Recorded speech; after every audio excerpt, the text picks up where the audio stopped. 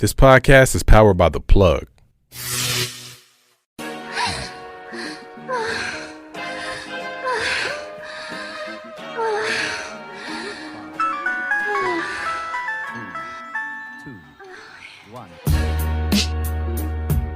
I'm your host, Chardonnay, aka Coco Madame, and I'm so excited to be here.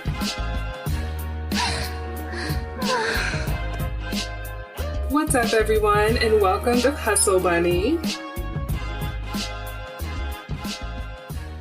What's up, everyone, and welcome to another episode of Hustle Bunny. I'm your host, Coco Madame, aka Chardonnay, and today in the studio we have the very lovely, very beautiful Cobra, Katy, Boom Boom, which, like, the name is just fun to say. Both of your names are just fun to say. Thank you for having me. Well, thank you for being here. So, I guess I should start by saying that we work together. We probably met. So how long have I known you? Probably like 4 or 5 months now? Yeah. You probably came in like right after COVID? Yes. Okay, yes, very nice. Well, kind of tell the people who you are. Yeah, so I just started dancing after taking like a 5-year hiatus. Okay. Other than that, I make lingerie, I do some modeling, and I used to be in refugee resettlement and crisis intervention in the slums in India. So Okay, very nice. I like that. It's like really very well-rounded. Well, that's like another thing too. I think we started talking because my first degree was in fashion design. So I never got into like lingerie because I know it's kind of, as much as I love lingerie, it's very like hard fabric to work with because it's either like very like, you know, like lace or sheer fabrics, which can like tear very easily. Yeah, trying to figure out how to hold a boob up is a whole other science. Yeah, I know. You're like, I'm working with gravity. I still have not mastered that. So you said you worked in refugee camps in India. So how did that happen? Like, how did you kind of make that? So I used to work with refugees here in the U.S., but in India I worked in crisis centers in slums. Okay. So I worked with gender violence, and that was kind of my day job. And you can't make money doing that, so I ended up dancing at night. Okay, and very that's nice. how that started. Well, I feel like for most people, you're like, I'm kind of broke. Yeah. And I'm kind of like, I can't just like live. Well, I was living down south and like minimum wage was still $7.25, and I'm like, I can't. Even though like the cost of living was like super cheap, like who's supposed to like make money off of that? Like who's supposed to live off of that? I should say. So I was like, okay, like I'm tired of working 2 jobs in a shitty relationship, or I just got out of a shitty relationship, so I started dancing. But yeah, I think everyone just kind of has like that. We gotta keep it pushing. So India, well, you're the only person I know who's ever lived in India. Yeah. Well, let's just kind of like talk about that in itself, because I feel like a lot of people want to go there, and it's like either really extravagant and beautiful, or it can be really kind of like clustered and messy, and you know. I don't think you can really avoid the chaos that India is, no matter what you try to do. If you do the whole fancy tour, like go in an air-conditioned van and try to avoid poverty, you're still going to see it. It's still going to be everywhere. Yeah.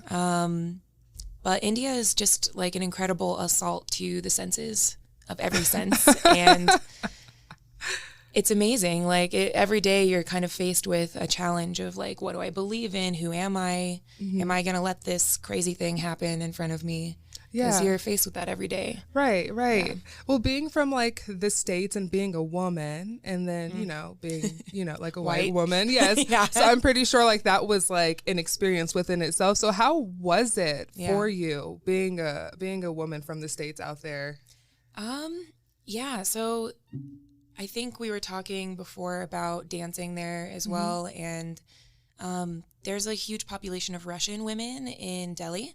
Okay. And Delhi, not a lot of like tourists stay in Delhi because it's chaos and really aggressive. So if you live there, people assume that you are from Russia and that you're a prostitute.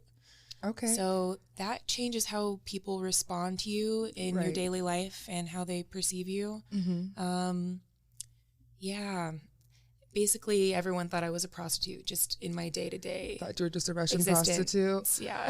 Well, from what I've read, they said that prostitution is illegal in India. Yeah, maybe it is. I'm not entirely sure. Well, I guess they said sex trafficking is huge out there, yes. But prostitution, because I guess they say some people they pay for things with prostitution, like if they have a debt or something, they pay for it in prostitution. That would make sense. Yeah, So everyone thought you were a Russian prostitute, which you weren't.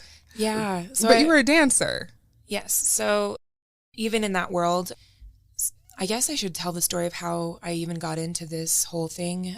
So on how you find housing in India is through Facebook, kind of like Facebook Marketplace. Found an apartment through this, I guess it was a channel called Uninet on Facebook for expats. And this mob pimp, I don't know what to call him, sort of person, was on there collecting hot white girls. And he reached out to me and was like, hey, do you want to bartend with these Bulgarian girls for an event? And I was broke. Right. So I was like, yeah, of course. Yeah, naturally, right? Yeah. And he kind of got me involved with all these Bulgarians doing I guess escorting in a way. But I would travel to a new city and pretend to be a guest at a wedding. Okay. And be on somebody's arm I've known this person my whole life. His mom makes me food, lying, pretending to be the girlfriend, whatever. It wasn't escorting all the way, but it was providing the illusion that this wealthy person at this wedding was with you. Yeah, I've done that before. Yeah. I've done it multiple times. Not that, because it's, not really escorting, not really being a sugar baby, but you're definitely getting paid for your time to make somebody look good. I actually had a guy who was from Manhattan. He was he did real estate and he also did finance, and he would come out to North Carolina because that's where his family was from. And I met him, and he never really said this, but I'm pretty sure he was gay. And I was basically his girlfriend for pay to take to events and take to these big dinner parties or whatever. And then he also asked me, I had to cut it off with him because he wanted to basically get me pregnant, buy me a house in Manhattan and just have me just be there. He's like, I'll just pay for the rest of, whatever you want to do. But I was like, I don't want to bring a kid. Yeah, I don't want that to be my life. For some people, yes, that's something that they want to do. But for me personally, I was like, oh man, yeah, it's a great opportunity, but I don't want to bring in a kid in the world that was just for a dollar sign. And for show for people to accept this person. Exactly. Ooh, that's heavy. Yeah. So that was so I've been there before where you're arm candy, and I've done it for some old, some all different types of guys. Some guys were just older and they had erectile dysfunction, so they really couldn't do anything. So it was just I just want a really pretty girl. You know what I mean? Perfect. This is even better. That's awesome.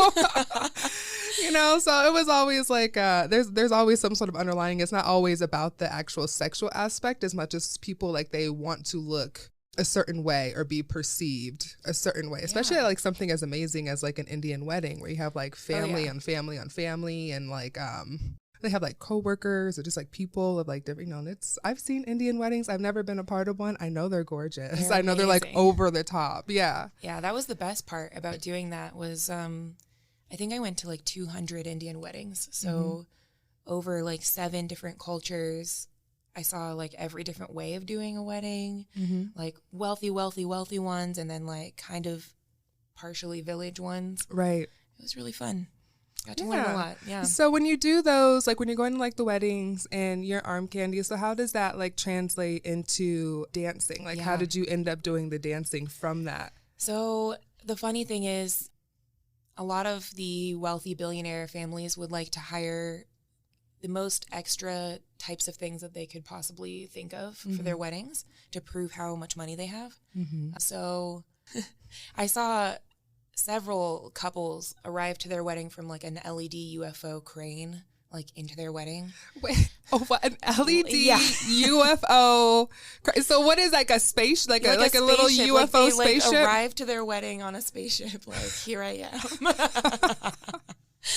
So like they just wow. want to go over the top. So they would hire dancers like doing burlesque in a way. It honestly was like dancing to Indian music in a martini glass. Which sounds amazing for some reason. No, it was you know really what fun. I mean? You're at like a beautiful wedding. You're dancing in a martini glass, Dita Von Teese. I wish it was that glamorous, but it was more like just being halfway naked in a martini glass, but it was really fun. It was really fun. You were just like an olive. So I saw the girls dancing and I was like, you know what? I want to do that. They make more money. A lot of them aren't even dancing. They're just sitting there. Like, I want to do that. So I talked to some people and started dancing and then didn't look back because, I mean, people don't touch you. They don't talk to you. Like, you dance, you go back to the back and you eat all the food. Oh. And, you've got like bodyguards. Oh, wow. You make more money. So how do they like pay you if people aren't like coming up and like giving you actual money? Do they just like give it to you at the end of the night? Yeah. So for that sort of dance job, you'd be waiting around afterwards to get paid for like an hour to like 6 hours sometimes. Wow. And yeah, I mean, it was all illegal. So a lot of times you get paid in fake money. Oh. And you'd have to like be really good at figuring out in the light, like, is this real? Yeah, exactly. Yeah, or you wouldn't get paid at all, and then you'd get like left in a city somewhere with no money. That is horrible. I'm like, this sounds kind of good. I could sit in a martini glass, get free food, and then it turned into like, oh man, no, you might not even get paid. And then you get paid for like the stripping, like dancing jobs. Those are all kind of underground, and like, there's no clubs.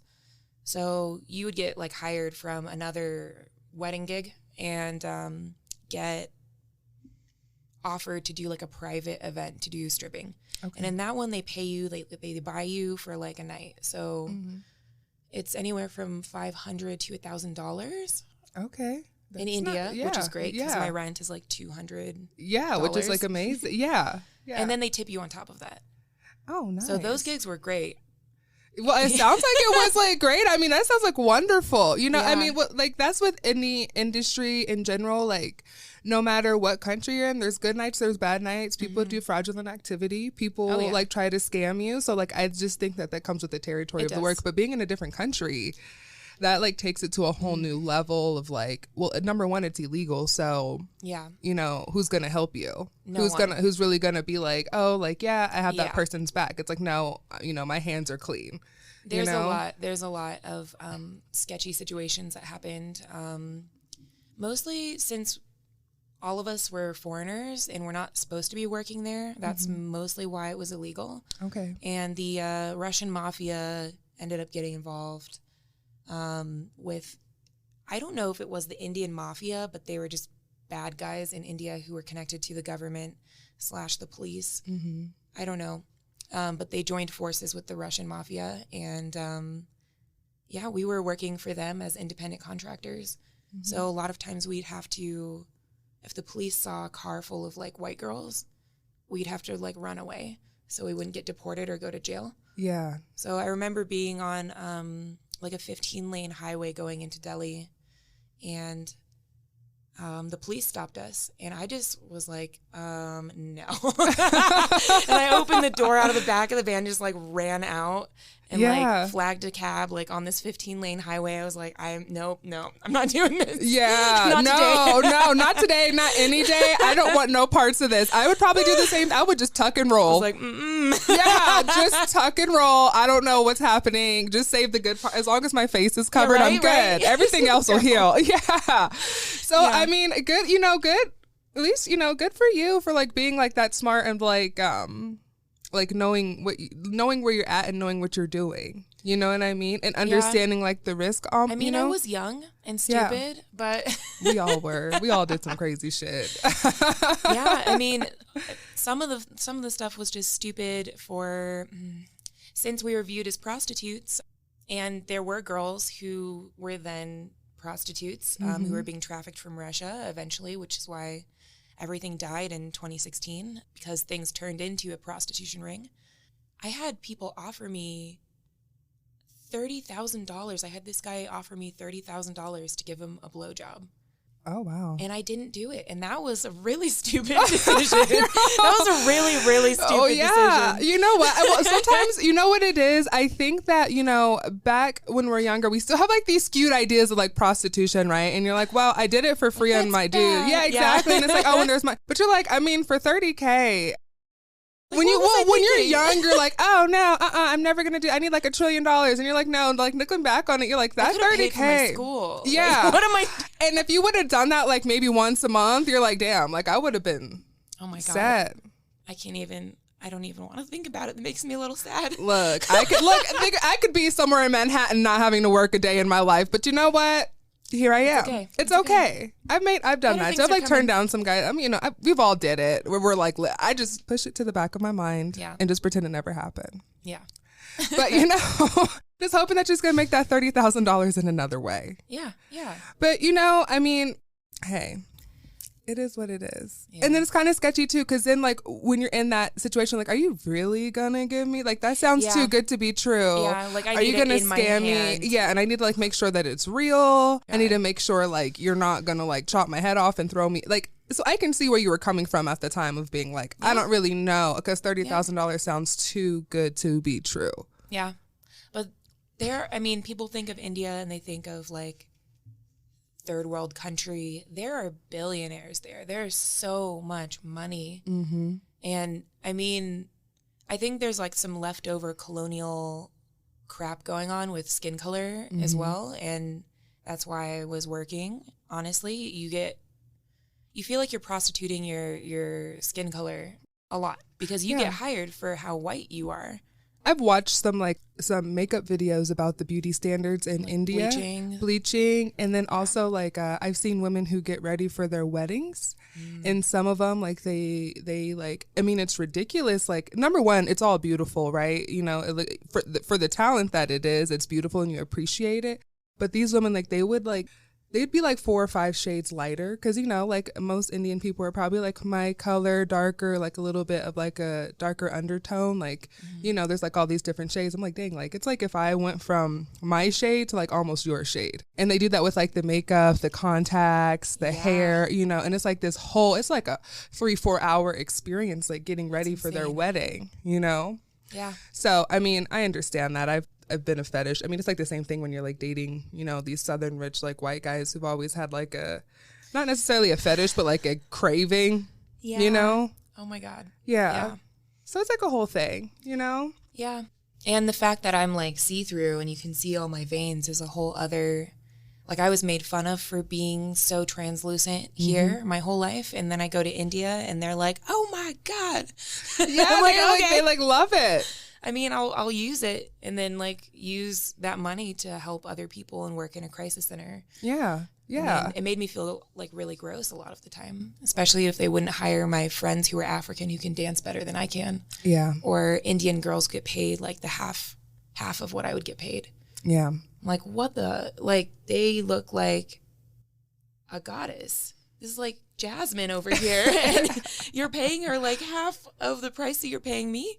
I mean, granted, you're still beautiful, but I understand. I know, but you know what I mean? Like that's sometimes how I feel when I've like worked in places and I'm like, wow, like this, and I'm not, you know, I'm not a hateful person. I don't like to like shame people for what they look like, but there are like levels. So you're like, oh, wow. I mean, like this girl is just drop dead gorgeous. I will say this, like I've worked in clubs where I've seen girls get turned away and I'm like that girl is gorgeous. Like I remember when I was working downtown at Diamond, there was this very beautiful like Asian girl. And she, like, guys were coming to her stage to tip her, and just gorgeous smile, gorgeous eyes, like, you know, and she embraced her being Asian. And I thought that was beautiful. And then they wouldn't hire her. But like the next chick that got on was kind of like, had like a bun and like yesterday's makeup on, and was like, they hired her in a heartbeat. And you're just like, oh man, like that sucks. Yep. And it's mostly because, you know, it's like, it's a skin thing. I know it is. We all do. They try to deny it, but you know. There would be, they have this, just beauty standards in different cultures, like blonde, blue eyes, tall, big boobs. If you have those things, it doesn't even matter what your face looks like. You could be like, have like a mouth full of teeth going every direction, and they still think you are like the best thing ever. and however white you are. Well, you I know? think it's because that's what we've been taught to believe. It goes all the way back to like religion and like worshiping like a blonde hair, blue eyed God. For those of you who do, I don't. I'm more spiritual than anything. I worship Mother Nature because I think that's the realest thing. But that's a whole nother conversation. But yeah, and I think that's what it comes back to. And then just like the Eurocentric, like the colonization of like going into different places and like just making this is what beauty and we're gonna force it down your throat compared to people who are like, you know, you go to India and like you see every shade of like brown. Same thing in Asia, like Asia, I would have to say Asian like skincare routine, like Koreans and stuff, like the skin bleaching, the covering the skin, you know. Yeah, it's crazy. Yeah. And people asked me so many times, I did like commercials and things in India too, and they asked me to do commercials for this skin bleaching product one time. I'm like, am I white enough for you? Like, I am so white. You want me to disappear? Like, what do you want to see? Do you want to see my like innards, like my like veins and like my heart? Like, how clear Also, do you want me to be? Also, like, this is a lie. I was born this way. Like, what do you want me to lie? This is ridiculous. You would like throw yourself in a bed of bleach. Sleep in it. You'll be like sad. that. I know. But you know what? I think we're more moving towards a place where I think like a generation of women, I think it's like kind of starting within our generation of women, I would say, that we're embracing what we have to offer. Yeah, and I think it starts with like the West accepting these things about ourselves, and then eventually the other countries will follow because of globalization and westernization. Right. So hopefully, but I think social media has like a good it's like a good leeway into what we're doing. So now like a lot of more companies and like a lot more like brands who are just like their own brand. I like people who like launch their own brands and they're creating their own image. One of my favorite people is like Rihanna, and she has like that whole, number one, her foundation where everything that is like black as night to someone that is like as pale as you or whiter and every shade in between. And I like how she embraced that. And even for like her clothing line, she has women who are modeling her clothes who are like 60. Yeah, it's amazing. You know, it's like amazing. So we need more of that in the world, you know? So what were kind of like the dangers of dancing out there? I know you said like, you know, you're going to these things, you might not get paid. You might, you know, because it's all private, it's all illegal. So the people that were finding these jobs for you, I know you said like that you would go to other parties, you would get callbacks from other parties to go to other ones. But like, did you have like a person that was kind of like, hey, we found something on top of what you know what you were already doing? Was it like all male ran? Were there? So it's interesting. We were all freelancing, and we had like a WhatsApp group of like European, Russian.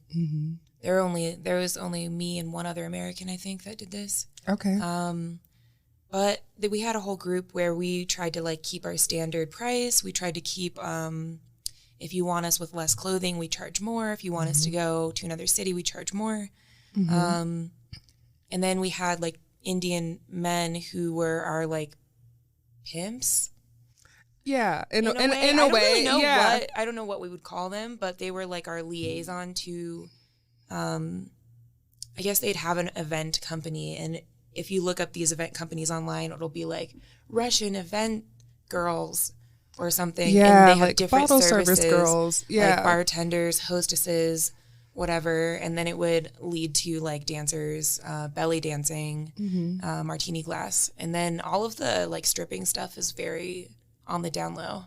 So that was, someone would just call you, like one of these pimp guys, and be like, hey, we've got this thing. I would only do it with people I trusted, with friends that I knew that I could dance. And then they would like rent out a like a bar or a restaurant and then like close the doors. So no one knew what was happening inside. So when they rent out these, I'm like wondering, like when they rent out these spaces, like they have to cut the people who own this space a profit, and right? The police, usually if the police like hear music coming, they'll come knock and demand money. So yeah. Well, have you been in like any really like serious, dangerous, like life-threatening? And not like I want you to be in one, but I feel like, you know. It was mostly like sexual assault, challenges, like people grabbing you, people, like attacking you when you try to get home at like 3 a.m. and you look like a hoe. Yeah. In the street. Yeah. I mean, and then some guy like whipped out a gun on us one time. That was interesting. Yeah, that one we all just like quit. We were like, we're not dancing anymore. Like, we're going home. No. Yeah. I mean, anytime you're dancing, it's like it's dangerous. But I'm sorry. Go ahead. It was just some like old guy, just some old uncle, just trying to like prove himself and like winging his gun around. I don't know. Yeah, and you're like, you're probably wasted or something, or trying to like rob you guys. Probably was he like trying to? Because I figure like they assume that you guys have money on you. Yeah, I'm not sure it was that. It was more like just showing off and being like, look at how much of a badass I am or something. Oh, trying to prove himself. I don't know. Men. yeah, I know, right? Just men. Just man. Man being men. I think most of the dangers were like sexual assault dangers, and then I guess getting injured because the martini glasses that they would build. I did one job where they had a trapeze like inside of a chandelier, and you would like hang off of it and like pour champagne into people's like mouths upside down. Well, it sounds fun, but hanging it from a chandelier, I don't know about that. But the problem is in India, they like with poles as well, they would copy something that they see in a movie and then they wouldn't build it correctly. That's what I was going to say. So it would like fall over. And then on top of that, you're like, well, I'm not saying like the girls are like heavy or whatever, but like you never know like the weight distribution between like this ceiling, a chandelier, and a girl. Yeah. Holding a bottle of champagne. Like, you know, it sounds like exciting. Like if it's done right, you're like, this is a great time, you know? It looks really awesome, but it's like, I know one girl on the trapeze like fell off of it. It like broke and she broke her ribs, and we don't have health insurance. Like we're in India and we're not even in our home country. Yeah. And this girl just like broke her whole body to be paid like, I don't know, $100, $200. Oh, wow. No. Oh, man. I did it once, but then I stopped doing that one. And then every time I would do like a martini glass, I would go shake the martini glass and like make sure it was like sturdy. Yeah. One time they had like 3 like older Indian men with like mustaches and like pot bellies like holding my martini glass while I danced in it at an event. And I was like, this is just not cute at all. But the show must go on. The show must go on. It sounds like it's kind of like one of those things where it like sounds like fun, but then like you're looking back at it, you're like, that's a little questionable. Yeah, how am I still here? And I didn't break myself. Well, Yeah. So when it comes to like living situations, like did you live with the girls or did you live by yourself or like? No, so I lived with Indian people, and I made that a huge point because I'm in India. I wanted to learn about India. I wanted to learn how to speak Hindi. So if you go on these expat groups on Facebook, you'll see white people being like, I only want to live with expats, which is like, I only want to live with white people. And I'm like, why are you? Yeah, why would you go to India? Why are you here? Yeah. Like if you don't want to immerse in the culture, then don't go to that place. So I wrote an ad on Facebook saying I only want to live with Indian people, like making a joke. And I got only the most badass, like anarchist, crazy people like replying to my post. And I lived with the most awesome Indian people. Most of the girls that I danced with didn't want to live where I lived. They wanted to live in like a fancy gated community and with each other. And they thought where I lived was like dangerous and scary. Yeah. But I mean, that's reality. That's how India is. Yeah. I would think that it's better that you would have someone who's from that place. Yeah. Compared to having someone who's not. Because I'm like, if I need to get around and like, do you speak, is it Hindi? I can get around. So I speak like the basics. Okay. Yeah, so I was gonna say like you speak enough because like I'm pretty sure when you go in there like you don't really speak their language 100%. So it's always nice to have someone who can actually get you from point A to point B sometimes, and like learning customs, learning what, you know, their culture is. Yeah. So did they know that you were a dancer? In my everyday life, I don't think so, because I dressed in Indian clothes. I worked for a nonprofit.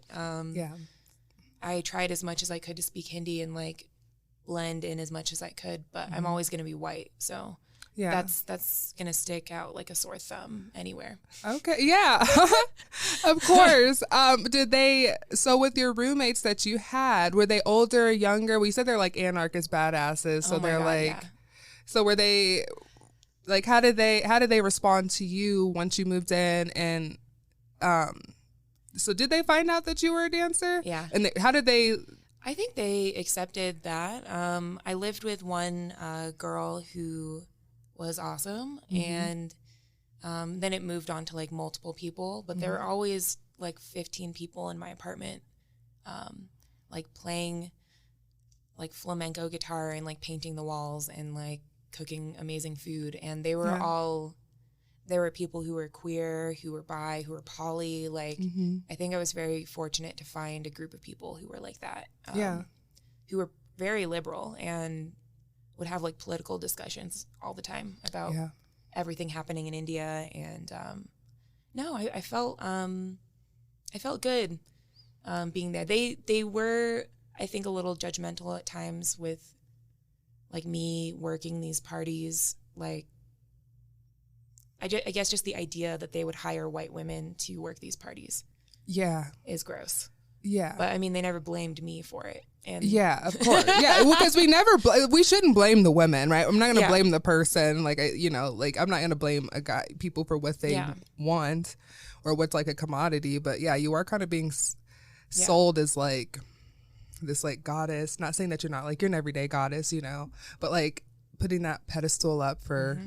And coming from a country where it's like you have like so many beautiful women, but oh my gosh, yeah, like I it's like one of those things that's like hard to talk about because like I don't like to knock anybody down ever. I feel the same with what was happening with the human trafficking in 2016 and why I left, because these girls were being trafficked from like villages in Russia, and they didn't speak Hindi, they didn't speak English, and they got paid like $500 a month to work their asses off. And I got paid $500.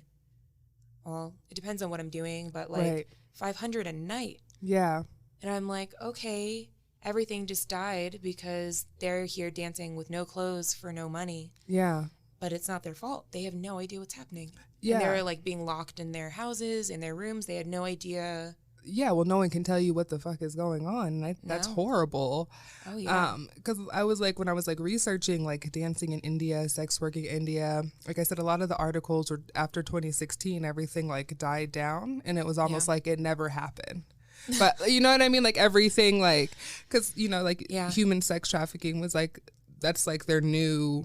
unfortunate thing that they're doing. So that's what I was like, I'm like, where, like, there's no clubs, there's nothing, you know. Nope, it's it's definitely, everyone that I know like pretty much left around 2016 because we were like, we don't want to be prostitutes.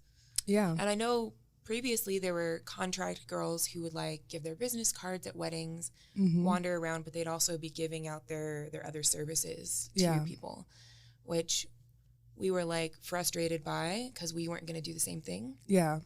And Indian men who spoke Russian would come up to you and like start speaking Russian. And that means like they think you're a prostitute. Yeah. And you're like, okay, so I learned how to say I don't speak Russian, like in Russian. There's like the one phrase that you need. Right? Like if there's any phrase, it's that one. I don't speak Russian. I am not one of them. I don't know. Yeah. And it's hard because like I had friends who were Russian who were awesome, and like they also like, that sucks if that's what you're viewed as in a country where that's the stereotype, that's the norm. Yeah. And they were Russian and not even like participating in this. I'm like, oh my God. Yeah. That's so frustrating.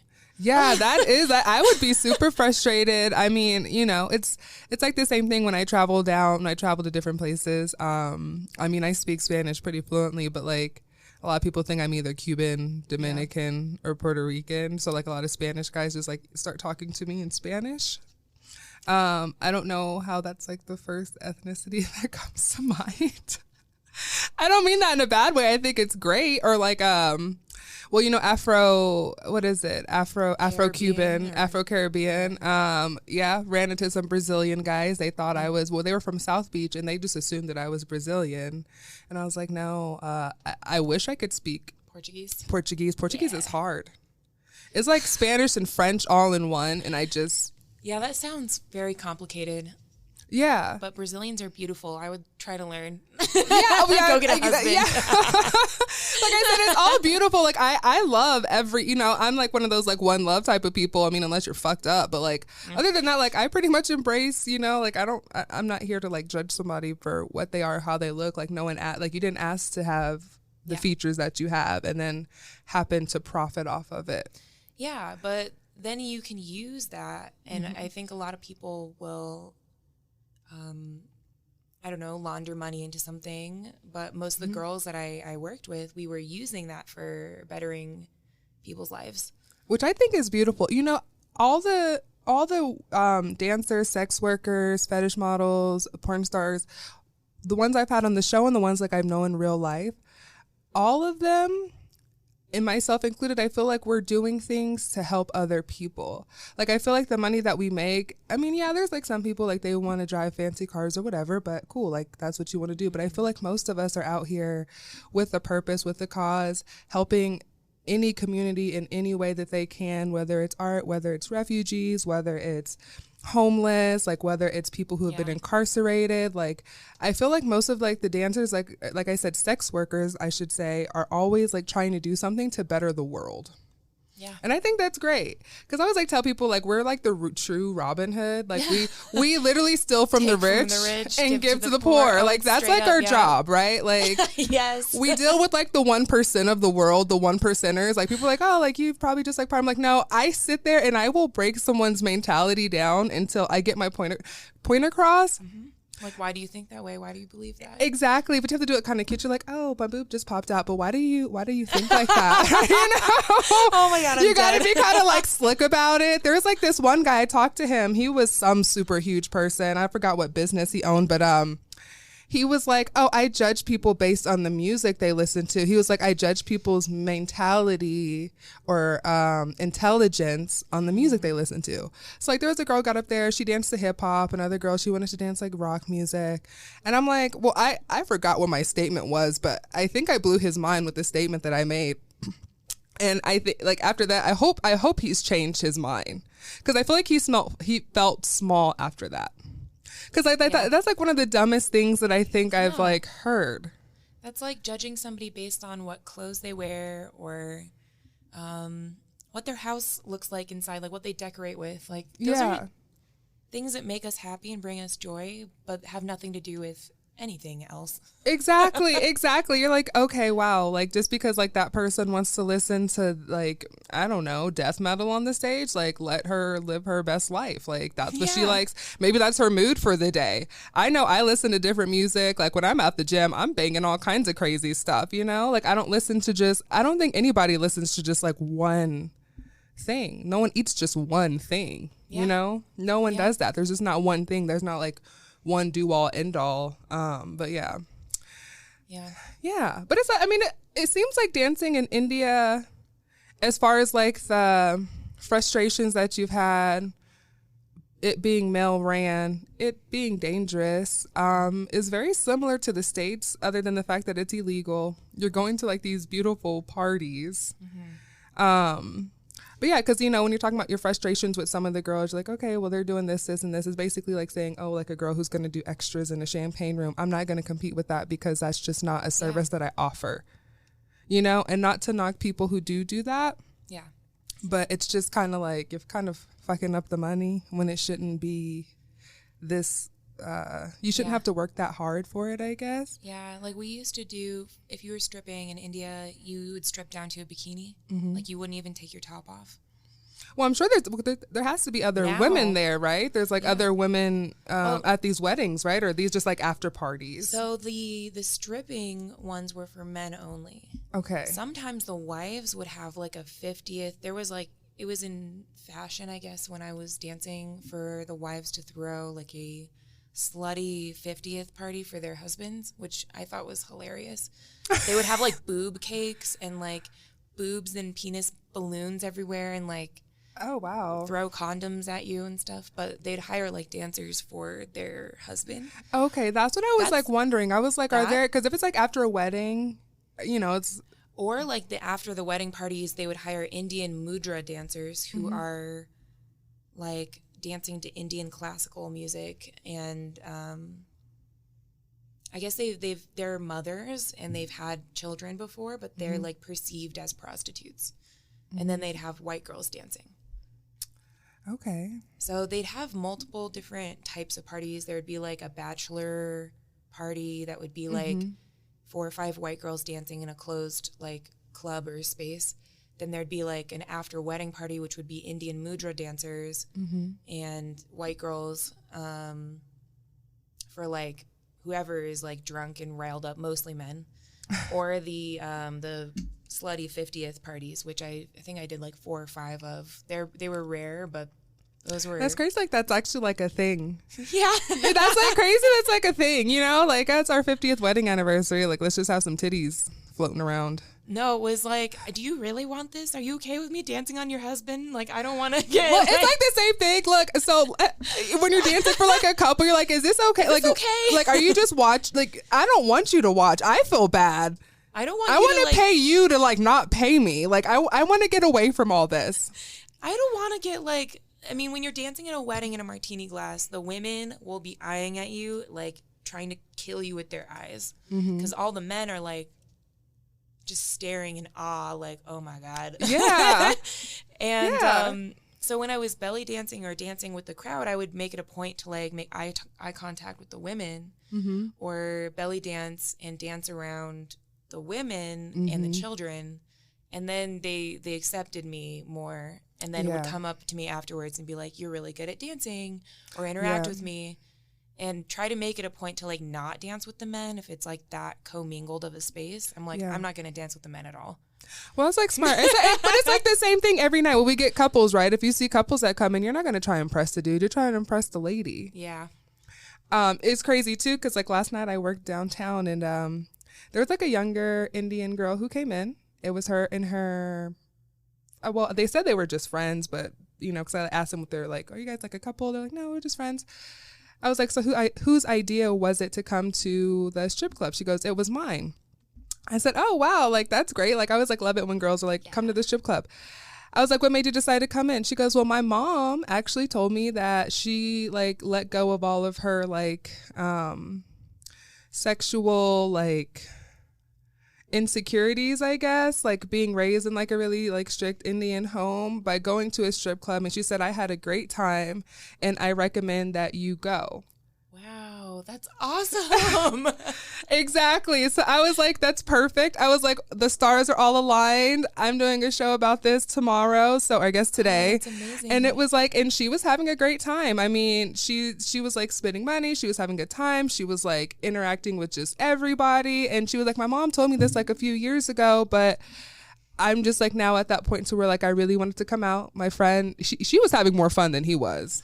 Yeah. And I love that for her. I don't know why like that just like touched me, because, you know, and I'm pretty sure people like her who are, you know, she's had a very thick Indian accent. So I think a lot of people kind of already have like these preconceived notions about like, you know, Indian culture. So I see that in the club that we work in too, with Indian men who come in. People avoid them. I think they avoid them because they think that they're Mexican. Which is also horrible. So I will say this. I don't want to get too deep into this because it's like a whole nother, and I've had this conversation. I think, so when I do dances for Indian men, I think some of them can be very touchy-feely, grabby. And I think like that's just what they're like, because like now hearing that you worked out there and like kind of understanding what their concept of dancing is. touchy-feely. So it makes sense. Exactly. So it makes sense. And I think that's why like a lot of girls do avoid them, not because of like they don't like them. I think it's like, oh, do I really want to have to deal with like you trying to like touch me, grab me, pull on me, be like really aggressive. And I think that's what people avoid.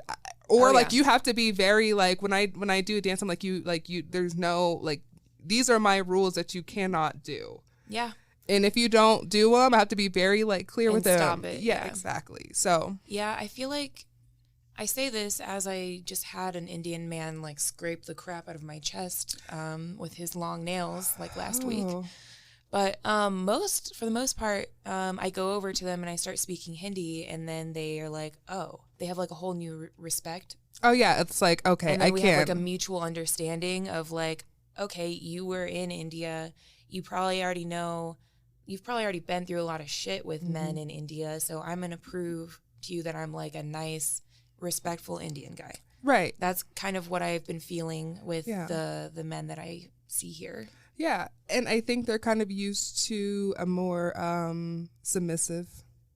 Yeah, they're used to like submission. You know, like that's just their culture. It's not because like they just like think like that, but it's not like that's actually their culture. To the women are more submissive, but they also want out of a dance. They want full service. Well, yeah, they think that they're gonna get full service. Yeah, but also I think that relates to the prostitution being so intertwined in India with dancing. So same there. But I think with dancing in general, any type of dancing, they want a lot of emotion out of you. So if you're dancing to like Indian music or Bollywood music, you have to have like facial expressions, smiling, singing, like eyes, everything. If you're dead in the face, you're not a good dancer. Doesn't matter what your body's doing at all. Yeah. And so to them, if you are not into it and you're not like being like emotionally connected to the person that you're dancing on, you're not a good dancer. And that's something that really matters to them, which is something that I keep in my mind when I'm dancing with Indian men. I'm like fulfilling that fantasy for them of being like into them, you know? Yeah. Yeah. That's and actually... some girls will be like dead in the face when they're dancing, when they're, of course, because like that's our job. And I try to pretend like I pretend like I'm into it. I'll like rub your belly. If you're bald, I'll rub your head. I'll smile for you. Cause I feel like, and that's like always the problem too, cause the bouncers are always like, well, like you, like Cinnamon, like you made this like guy fall in love with you. Now I have to like walk you to your car. Like 3 security guards have to walk you to the car because like, I feel like, cause it's a job. It's a job. And you know, I'm going to make my money and they're going to come back to see me because I made them feel good without having to actually give myself out physically. Yeah, I don't think it's that hard. Honestly, I love people. I love talking to people. I'm always going to share that with people. That's how I am too. I love talking to people. And I'm nosy. I like to know things about people, and like I like to listen. Like, tell me about yourself, and I'll give off as little as myself as possible because I'm just like, I don't know, like kind of introvert, extroverted person, but like tell me about who you are, what you like, and then it always like, I like learning too. So next time I run into that situation, I'm like, oh, like I heard this, or like, oh, it's like this, you know, all about knowledge. But Cobra, Katy, boom, boom. We're getting close to another wrap up of this episode. We're getting close to the end. Give us kind of like a little exit statement here. I don't know. Like, tell us, India, if you were going to give any advice to girls who think like that's what they want to do, or even just like traveling out there. Honestly, I miss India a lot. I want to go back all the time. There was a lot of chaos and craziness, and there's good and bad things at every step of the way in that country. That's just how it is. But I would say don't do the typical tourist bullshit and see what reality is. Go walk through a slum. Go ask somebody what their name is. I don't know. Go eat their food. Like, absorb their culture. Don't do the whole like go to the Taj Mahal and then like leave, because the Taj Mahal was built by Persian people, not even Indians. So I didn't even know that. See, I just learned something new. Yeah. And I mean, don't be there judging when you travel anywhere. Like, go with an open heart and open mind and meet people where they're at, because everyone does things for a reason. Well, absolutely. That's a great thing. I love that note. So if people want to contact you, I know you do lingerie pieces and fashion pieces, and you're an artist and modeling and things like that. If people just want to talk to you or like follow you, or like, where can we get more of Katy Katy Boom Boom? Yeah, so I have an Instagram account. It's at KATY_boom boom. Yes, I think you guys should check her out. I think she's dope as hell, and I feel like we have to have you back again. All right. Yeah. Well, always, it's a pleasure. I can't wait to see you later this weekend. Yes. And I hope you have a great day. Until next time, everyone, stay hustling, my little bunnies. Bye.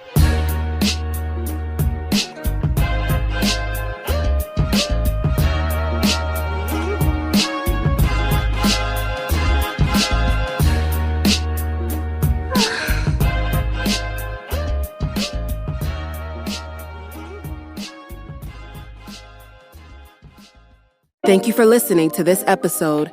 If you or your company are looking to jump into the podcast world, now is the time. The Plug Agency is here to connect you to the full power of podcasting. You just record and leave the rest to us. The people are listening and want to hear from you. theplug-agency.com. That's theplug-agency.com. Click the link in the episode description for an exclusive offer.